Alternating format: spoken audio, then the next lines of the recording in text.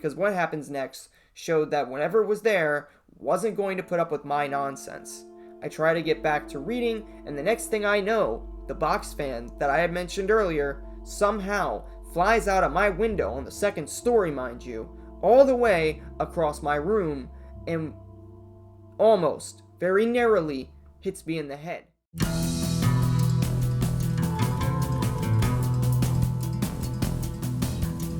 Hello everyone, my name is MrLex. When I was 6 years old, my parents divorced, and at 9 years old, my mother remarried and bought a new house in Maryland, not super far away from Antietam Battlefield. For those of you that don't know anything about the Civil War or the history of Antietam Battlefield, this is the site of the bloodiest battle in United States history, and this took place obviously during the Civil War. The house that we moved into at the time was 141 years old, and as of today, it is 159 years old. This house was also used as a Civil War hospital, so there's a little history on it for you before we get into the strange happenings there that would haunt my dreams till this very day. You see, when we moved in, I was 9 years old. I was like any other kid back then. Had zero interest in anything paranormal. I was more concerned with playing Yu-Gi-Oh!, skateboarding, reading, drawing, and making new friends. I wasn't exactly the coolest kid at school either, and I really didn't care. I really didn't care about what others thought of me, even in the slightest. I was mainly interested in making friends though, so I had someone to hang out with and kill my boredom, because this house was located in a small town in the middle of basically nowhere. There were a few other kids on my block, only one of them was actually my age, and a few that were older than me. And my cousin, he also lived on the block. He was much younger than me. Well, not much, just a couple years. And also living there was myself, my younger brother, my mother, and my newly acquired abusive stepfather that is no longer my stepdad anymore. And after the first year of living there, my mom would have a new child with the stepdad, and my little sister would be brought into the world. More often than not, I would end up being heavily picked on by the older kids on the block and the kids at school for being the new kid. And we really were a rowdy bunch of kids back then. We would get into a lot of fights, I had anger issues caused by the bullying, and it led me to getting into a lot of physical fights with them. Some that I won and some that I didn't. I would say dealing with that at a younger age made me a much harder person emotionally and mentally, and it made me the type to avoid showing fear when something scary would happen, because it felt like I was showing weakness. So, hopefully this will help with explaining my reactions to some of the occurrences that had happened in this house. However, even those friends that were mean to me as a kid all had experiences with this house, since they would still come over often and stay the night, considering we all had nothing better to do with our time. It was either fight or play PlayStation, which we generally would stay the night at each other's houses to do. Now, when we first moved into this house, it was actually set up as a duplex. My mother had my stepdad start to remodel the house almost as soon as we had moved in, and removing the duplex portion of it and turning this house into one big house. It took about a year after moving in to accomplish this, and for this part of the project to be completed, which included tearing a wall down in the middle of the house. And you could tell that this wall had been up for a very long time, because it was made of plaster and horsehair. It was after seeing this wall come down that things in this house started to get weird, and in a lot of ways, really take a turn for the worst. In the first year, it started with a feeling of being watched, and we noticed a correlation between the way that my stepdad was acting and the weird activity in the house. He wasn't always an angry, abusive drunk, but as the activity started to pick up, so did his anger and drinking habits. Yet, strangely enough, he never directly experienced anything strange as far as I know. Or if he did, he didn't tell any of us, since he was usually busy screaming and drinking, and when it all started, you really couldn't have a conversation with him. The activity, though, started small and worked its way up. I would say, I was home from school quite a bit. I was suffering with GERDs and stomach problems, which would make it so I was home alone quite a lot, and it gave me severe nausea issues. I no longer suffer with these problems, but, it was an issue, and in fact it actually stopped when we moved out of the house. But the entire time that we lived there, I had stomach issues, and doctors were of little help with getting them under control, despite the fact that I'd be seen often by them.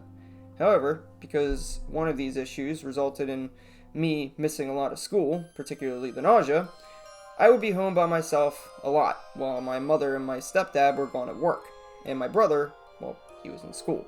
My little sister would be over at my grandparents' being babysat at this time. Generally, though, when I stayed home from school, I would hang out in the living room watching television, and to make sense of what I am about to tell you, you will have to understand a bit of the anatomy of this house's layout. This house had both a basement and a cellar on opposite sides of the house. So, basement over here, cellar over on this side, if you're looking at it from opposite angles. It also had a large downstairs connected in a circle, essentially, connecting the kitchen, starting over here, the fireplace room, which was actually, say this, the kitchen, fireplace room, dining room with a stairwell, that'd be right here, and then you would get to the family room. And in this family room, there were 4 doors. One to the basement, one to the dining room, where we just came from, walking with my finger, and those were double doors. One to my stepdad's room, which if you had kept circling, would have took you into there. If you go to the left, there's his closet. And a door with a set of stairs right before the door to his room, leading to my little sister's room, and another door before his room, which led down to the basement. Now, my stepdad did have this hallway, which connected into the closet he had and to his room. And this closet would wrap back around the house again, and there would be a back door and an extra refrigerator, and connected to that was the pantry and cellar room and the laundry room, which was connected to the kitchen. So you could walk directly from that pantry into the kitchen. And between the fireplace and dining room, as I said, was that set of stairs for storage, which would take you upstairs. There was also a bathroom under those stairs, but if you went upstairs, there was another bathroom at the top of those stairs. There was also a storage room and another hallway, which led back the opposite direction of the stairs, which on your left would take you to my brother's room, on your right would take you to my room, and also on the left, another set of stairs that would take you to the attic. And connected to my room was my mother's room, which there was a door between my room and her room, which was usually locked, and in her room, it was bigger than mine a bit, there was a bathroom in there, and then connected to her room was my little sister's room. My little sister's room had a closet in it, and a flight of stairs that would go back down to the family room, and a flight of stairs also, if you made an immediate left coming around to go down those stairs, would take you up to another small attic.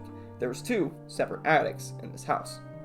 So essentially, this house made 2 big circles, and everything was interconnected. Hopefully I managed to explain the layout well enough, because it is going to be very important for parts of this story. When I would hang out by myself, I would keep every door and window in the house locked, and I would watch mainly the Discovery Channel by myself, and as I mentioned earlier, there was no one else in the house with me. Yet, no matter where I was in the house, when I was by myself, I would always have this strange feeling like someone was watching me.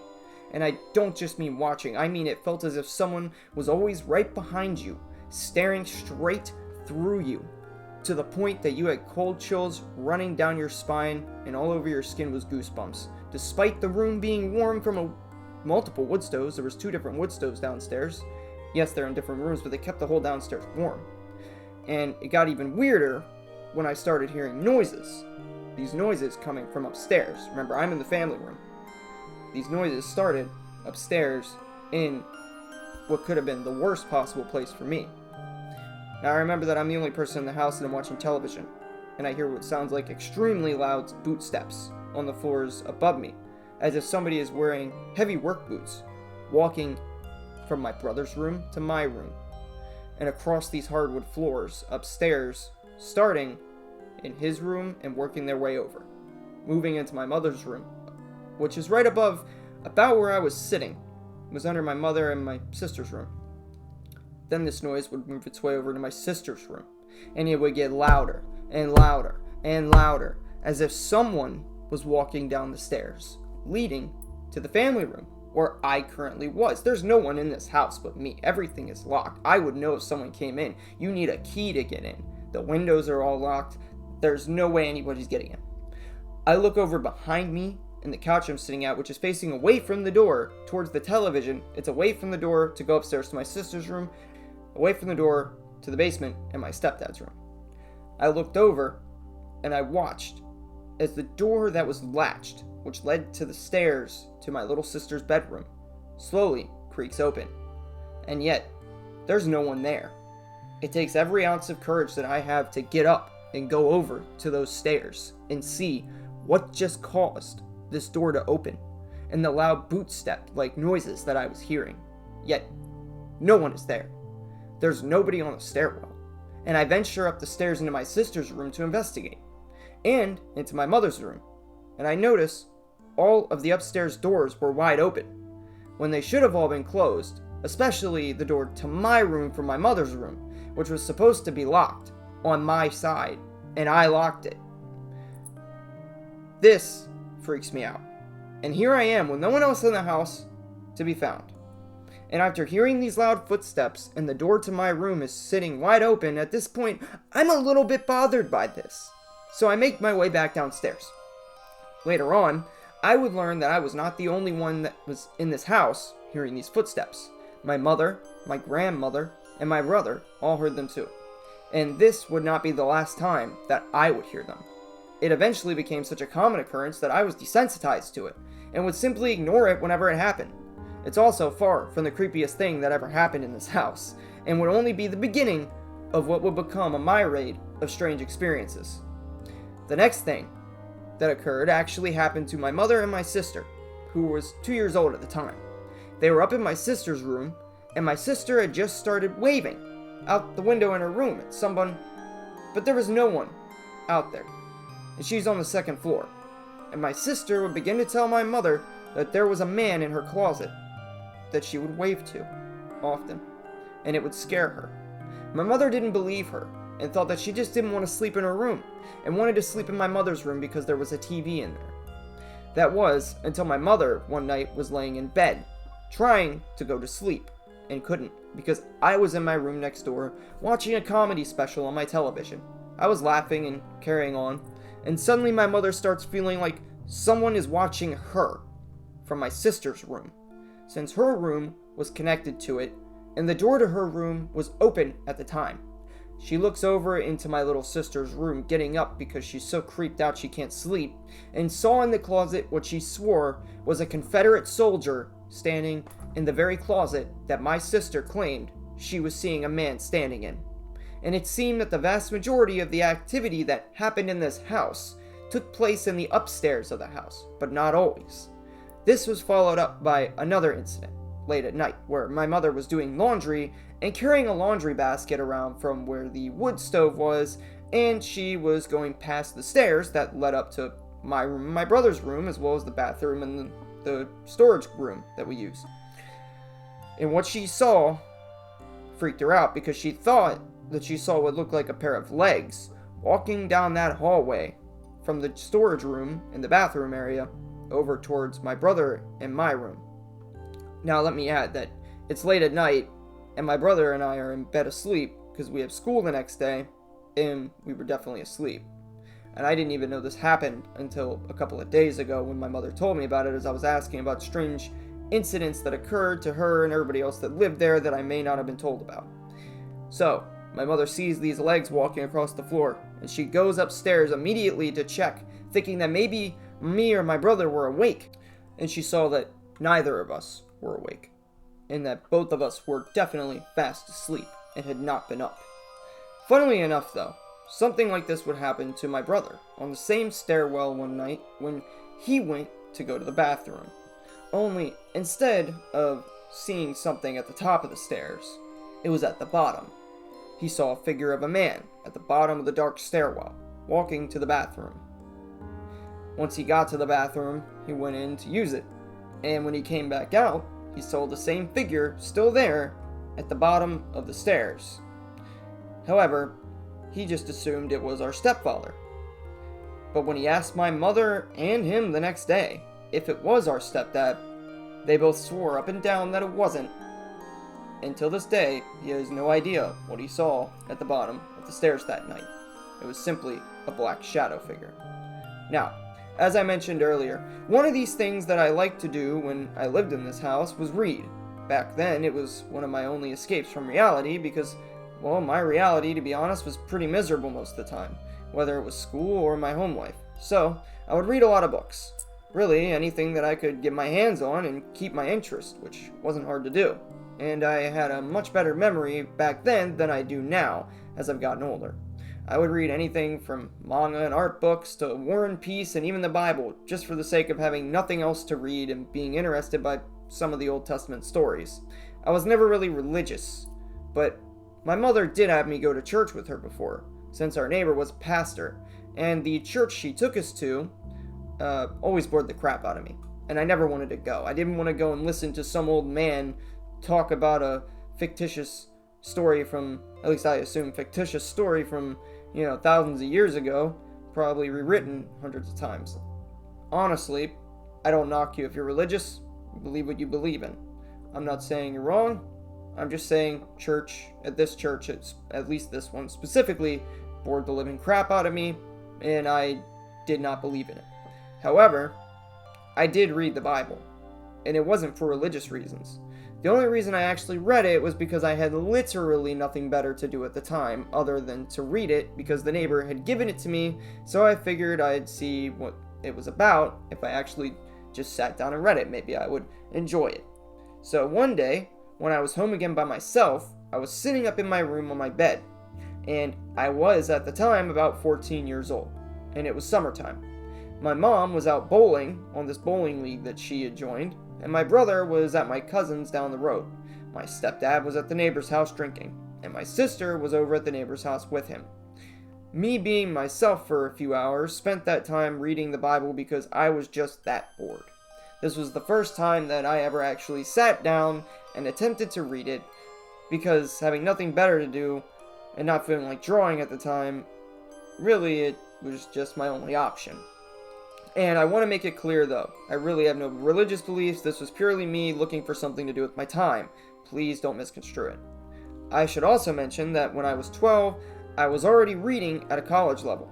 According to every test that I took in school, the testing would always place me in the top percentile of the county. So it wasn't uncommon for me to read any book that I felt had some level of value just to have something to do and increase my knowledge. Now, in my room, I had a box fan in my window and an ashtray next to it because I would sit at my window and smoke cigarettes. A bad habit I started when I was young that I no longer do. It was just another escape for me that I got away with doing because no one in my house cared about it. And the fan that was at the window would not move unless you physically got up and raised the window off of it and removed it that way, because I had set it up in a way that the window was holding it in place, with the handle being pushed against it and wedged with a lot of force.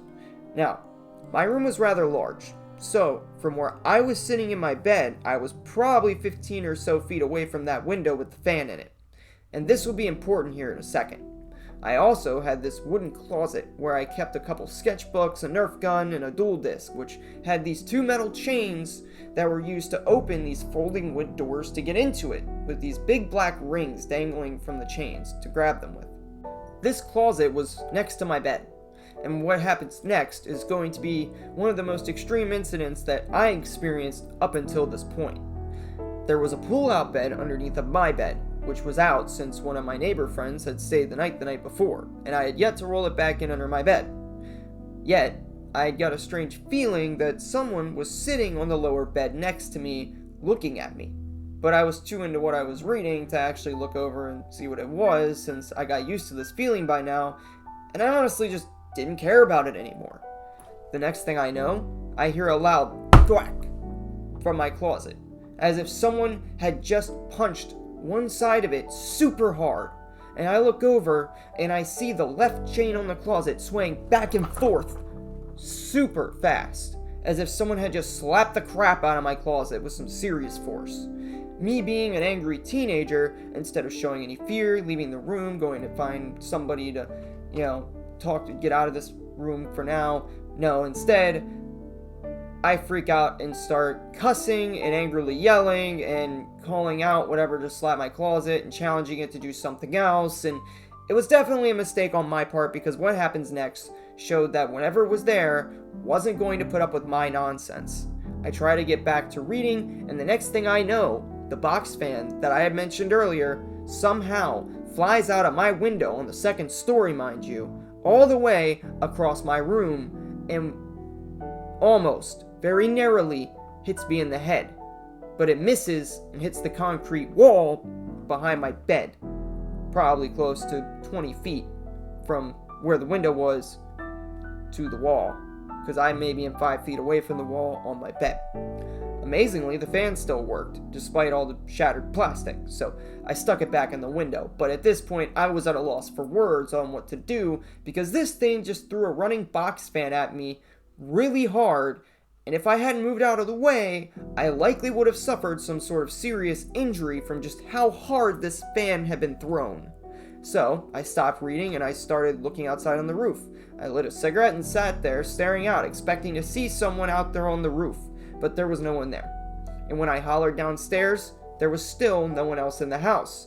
I got up, I went outside, up to the park, and then after that, waited until everyone else came home. Because whatever it was, clearly was getting violent. This wasn't the last time, though, that things would be thrown around without explanation either. And I don't believe in any of this stuff. At least I didn't, until I moved into this house. But I wasn't so sure that this place was being haunted by just some dead soldiers at this point either. Whatever was in this house was violent, and it seemed like it legitimately wanted to hurt someone. And it did. One afternoon close to Halloween, when I was either 15 or 16 years old, my friend and I, from next door, decided to go down to the basement in the family room, and we used a Ouija board. Now, when we were using the Ouija board, we made contact with something while we were in the basement, but it refused to tell us what it was or what its name was. Now, this wasn't a board that we bought. This was a board we had made out of a big sheet of paper and a shot glass.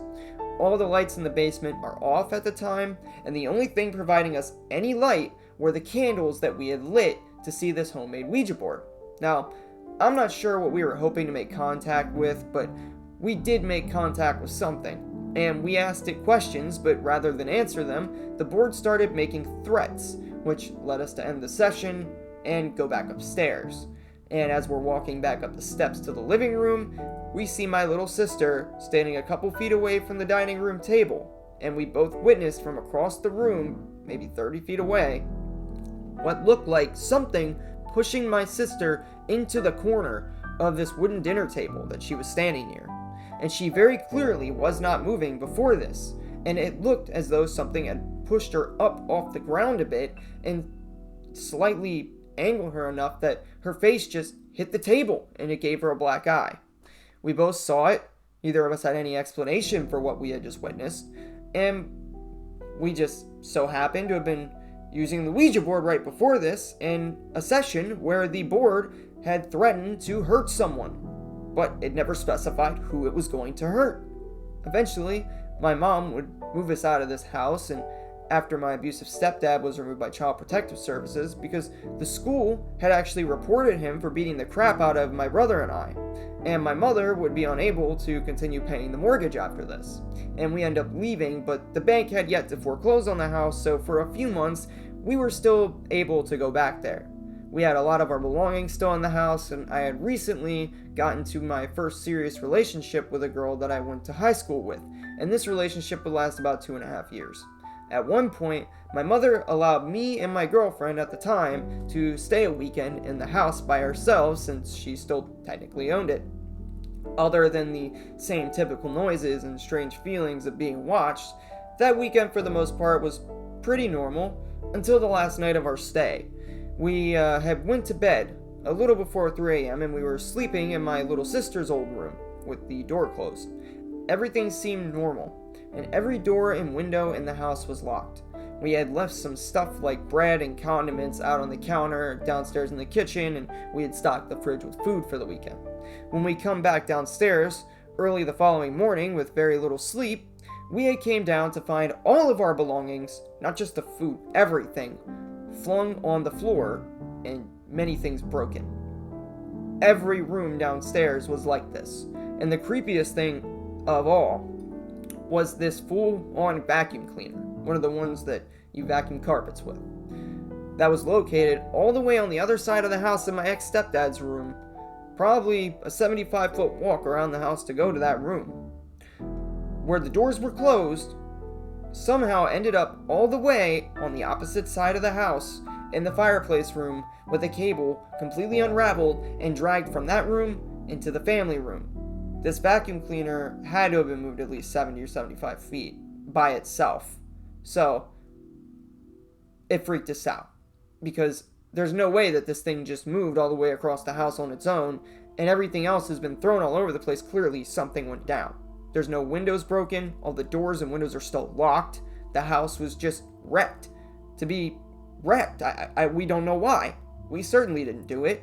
And the house itself was just strange. And it was just, we were at a loss for words. And we could not explain what happened. So, the worst part was likely to us the fact that we heard none of it, when this had to have been a very loud incident. And all of our belongings being thrown on the floor, broken, and drug around the house, you usually wouldn't think you would sleep through that. But somehow we did. We slept straight through it. And I thought I may have heard a noise right before falling asleep that night, but I was so tired that I just didn't care. And I fell straight to sleep with my ex-girlfriend. When we saw this, we immediately went outside to smoke a cigarette and call my mom to tell her what had happened and to please come get us. There was only one other time after this where my buddy and I were ditched outside in the middle of the night by a friend of ours that had lied to us, saying we could stay the night at his house when we actually couldn't. He did this to us quite often and we no longer associate with him. And the worst part is, it was raining and it was very late. So, with nowhere else to go, we decided to walk down the highway, because we weren't that far away at his house from my own house, and sleep at my mother's old house. I still had a key, and we got there after walking for a couple hours, and we opted to stay the rest of the night there. This friend had never been to this house before, and I had never told him any stories about it. But when we got there after the first hour, he was so freaked out that he called his mom at 5 a.m. and begged her to come get him, because he was freaked out by all the noises, the strange feelings of being watched, and the shadow figures he kept seeing out of the corners of his eyes. And I didn't tell him anything about this because I didn't want him to freak out and want to leave. I was hanging out with my friend, and I didn't want to be by myself either. So, this was the last time that I ever stepped foot in this house. I continue to have nightmares about it. One of the most recent ones that I remember is this very vivid dream of being in my old house in my bedroom, laying in bed, and then seeing this green plastic cross that I painted back when I was like 11 for Easter fly across my room off this dresser, and then this strange, skinny, cloaked black and gray figure that almost looked like it was made of TV static from old televisions, grabbing my legs and dragging me out of bed towards the window that the fan was in. And instead of making it through the window, the figure would phase through the wall and run me into the wall, making me go from being in my bed in the dream into extreme pain in the dream, because it would slam me against a very hard wall. And this would wake me up. I was nowhere close to this house at the time. I was actually living in a completely different state for a while when I had this dream. And I have nightmares similar to this, but not quite. They're usually very different regarding this place a lot, even to this day. And it's just one of the many nightmares that I've had. And as I mentioned earlier, I will never, ever step foot in this house or even the town in general for as long as I live, because the whole town is haunted. It's not just the house. There's more to this town than just the house, but the house is easily the worst point in this town. Now, the occurrences and the abuse that I suffered in this place have given me scars that I'll have to cope with for the rest of my life, and all I can do is try my best to forget about the nightmare that I went through for those 7 years. And I hope you guys enjoyed the story. It definitely hurt me to tell some of it, and I barely scratched the surface regarding the abuse, because honestly, I don't feel it was appropriate for YouTube to sit here and explain the actions of my ex-stepdad and everything that we went through. But he changed dramatically once he left this house. In fact, it was almost like he had forgot any of this ever took place, and then he liked us again, was being nice to us. It was super weird. But me and my brother, we've never actually forgiven him for what he did. But we definitely do understand there was strange activity correlating with his behavior, and maybe it was a possession. But we honestly cannot bring ourselves to believed that to the point where he had no control over his actions. What he did was just vile. So, I'm not going to get into any more details about that, but it would be way too much for YouTube if I did. He called us a lot of racial slurs and stuff, so I really don't want to get into that, plus the physical stuff. So I'm just gonna, just to give you guys an idea, that's the type of stuff we were going through. But if you did enjoy the video, please leave a like, a share, a comment with your own scary story experiences, and most importantly, please smash the subscribe button and tap the notification bell, because there will be a lot more scary stories of all kinds in the future that we're going to be telling here. Whether it be ghosts and demons, to true crime, to UFOs, we will be talking about anything that's strange and dark, scary even in the slightest. Okay, maybe not just in the slightest, it'll have to be very scary, but we're going to be talking about anything dark and scary. Until then, I'll be working on the next video for you guys, and in future videos I will be bringing my wife in to talk about some of her strange ghost story experiences as well. And yeah, my name is MrLex, and I hope to see you guys again next video.